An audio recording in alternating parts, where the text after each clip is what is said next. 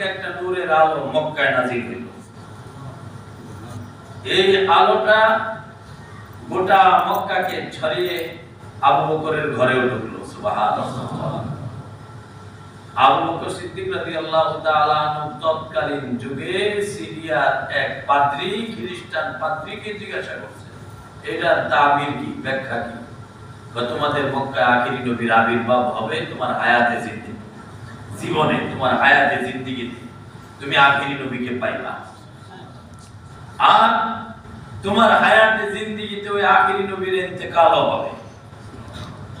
এরপর নবুয়তের নূর, এই নেতৃত্ব তোমার ঘরে ঢুকতে দেখছো, এই নূর তোমার ঘরে আসবে, অর্থাৎ তোমার থেকে এটা নেতৃত্ব চলমান থাকবে। সুবহানাল্লাহ। এটা আবু বকর সিদ্দিক রাদিয়াল্লাহু তাআলা আনহু মাথায় রেখে দিয়েছেন, আর কাউকে এটা বলেন নাই। এখন নবীজি যখন নবী দাবি করলেন, আবু বকর এসে বলে, তুমি নবী? রাসূল বললেন হ্যাঁ। প্রমাণ কি?